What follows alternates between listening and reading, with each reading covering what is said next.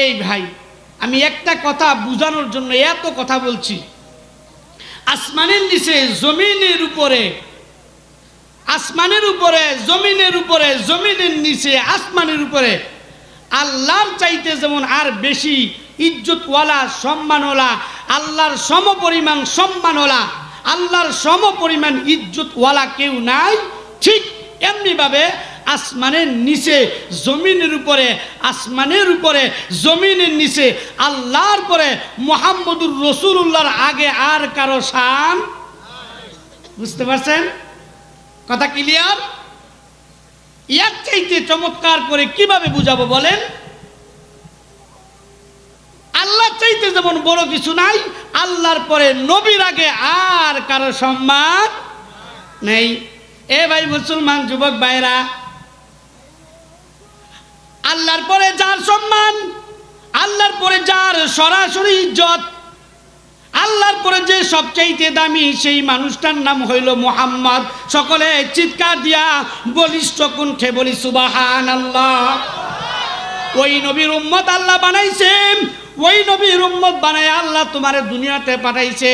যেই নবীর উম্মত হওয়ার জন্য তামাম দুনিয়ার আম্বিয়ায়ে কেরাম আফসোস করছে, আক্ষেপ করছে, মালিক যদি তোমার বন্ধুর উম্মত বানায় দুনিয়াতে পাঠাইতা তাহলেই তো ভালো ছিল।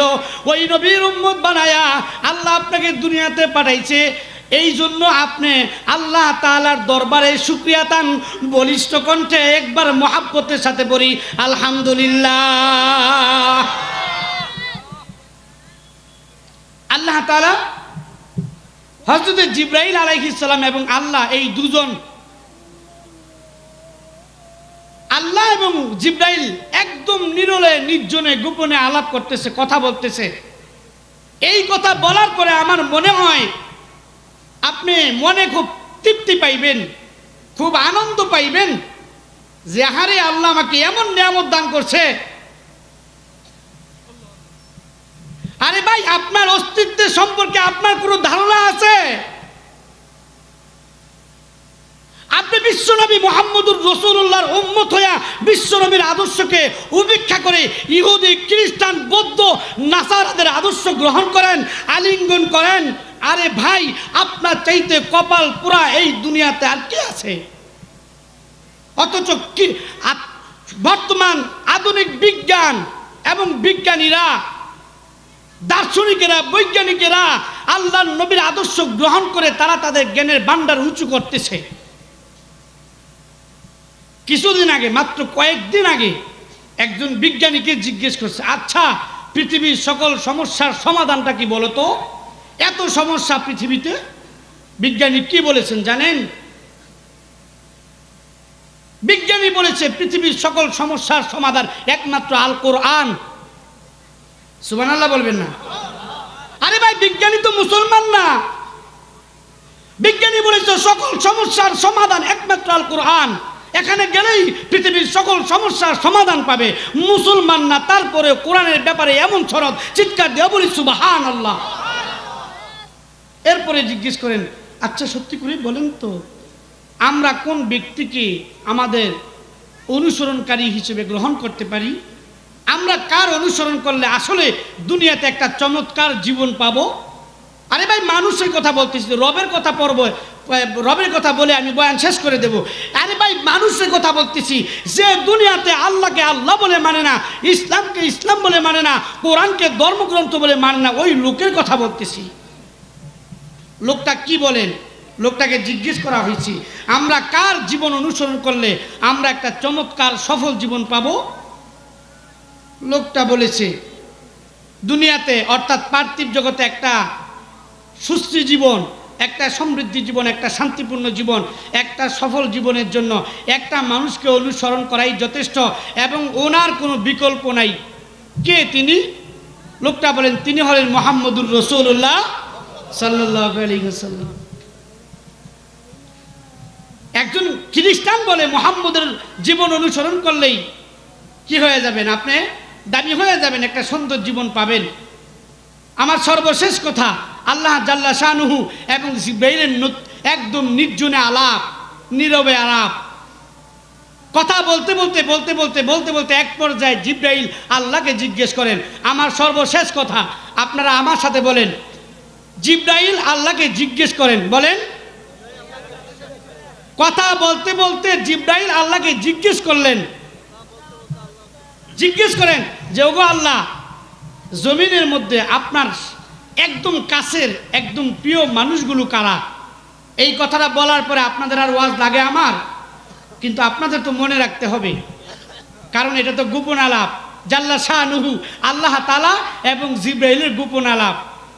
তাফসীরের কিতাব থেকে বলতেছি ভাই, আল্লাহু আকবার। জিবরাইল আল্লাহকে জিজ্ঞেস করে, ওগো আল্লাহ, এই জমিনের মধ্যে কোন মানুষগুলোকে আপনি বেশি ভালোবাসেন, অনেক বেশি মহাব্বত করেন? একটু যদি বলতেন তাহলে ভালো হইতো। আল্লাহ তাআলা জিবরাইলকে উত্তর দিয়েছেন, উত্তরটা আমি পরে বলবো। তার কারণ হলো উত্তরটা তো আর সরাসরি আসে নাই, উত্তরটা তো অনেক পরে আসছে, হাজার হাজার লক্ষ লক্ষ কোটি কোটি বৎসর পরে।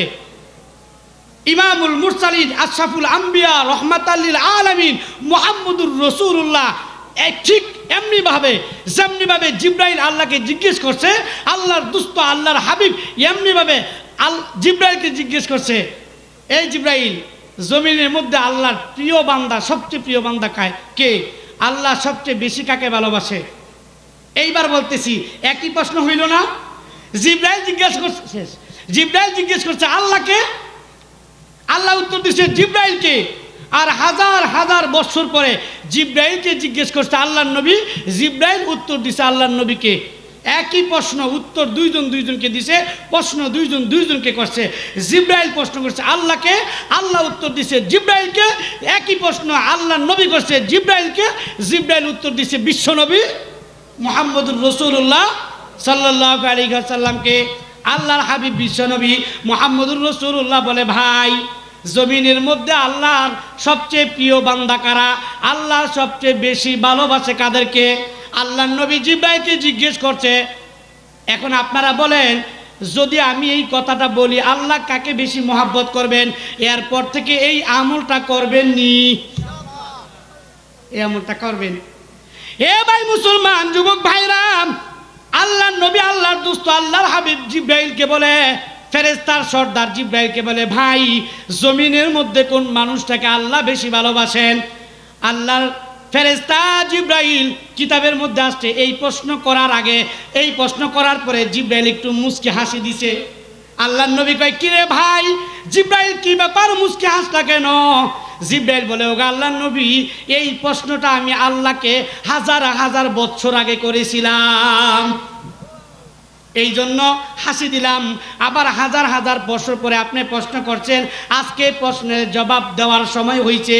এলেম শিখছি হাজার বছর আগে, এলেমের জবাব দিব আজকে, এই জন্য মনে আনন্দ, এই জন্য আমি খুশি হইলাম। আল্লাহর হাবিব বিশ্বনবী মুহাম্মদুর রাসূলুল্লাহ বলে, এ ভাই জিবরাইল, জলদি করে বলো, জমিনে আল্লাহ কাকে সবচেয়ে বেশি ভালোবাসে?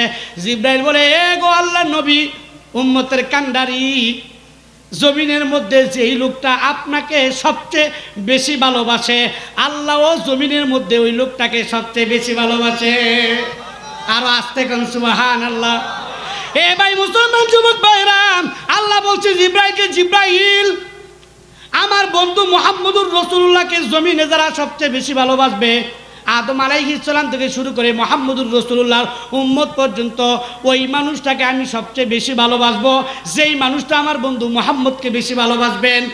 ওগো আল্লাহর হাবিব, আজকে আমি আপনাকে জানাই দেই, আপনি আপনার উম্মতকে জানাই দেন, যেই লোকটা জমিনের মধ্যে সব কিছু চাইতে আপনাকে বেশি মহাব্বত করবে, আপনাকে বেশি ভালোবাসবে, এই লোকটাকে আল্লাহ জমিনের মধ্যে সবচেয়ে বেশি ভালোবাসবে। এ ভাই মুসলমান যুবক ভাইরা, আমরা এই নবীর উম্মত, আমরা কি আজকে ওয়াদা করতে পারি আল্লাহর জমিনে যতদিন বেঁচে থাকবো আল্লাহর নবীকে সবচাইতে বেশি ভালোবাসবো? পারবো? এই ওয়াদা করতে, ওয়াদা করি ভাই, ওয়াদা করি ভাই, যে আল্লাহর নবীকে সবচাইতে বেশি ভালোবাসবো, নিজের জীবনের চাইতে বেশি, নিজের ছেলের চাইতে বেশি, মেয়ের চাইতে বেশি, টাকা সম্পদের চাইতে বেশি, স্ত্রী চাইতে বেশি, নিজের নেতার চাইতে বেশি মুহাম্মদুর রাসূলুল্লাহকে বেশি ভালোবাসবো। এই হাত নামায়েন না, নবীজিকে বেশি মহাব্বত ভালোবাসতেন কইছেন। এইবার বলেন নবীকে কেউ অপমান করলে কি করবেন? জবাব করলাম আল্লাহ নবীকে কেউ জমিনে অপমান করলে তাকে অস্তিত্বহীন করে দেব ইনশাআল্লাহ। আল্লাহ কবুল করেন, সবাই বলে আমিন।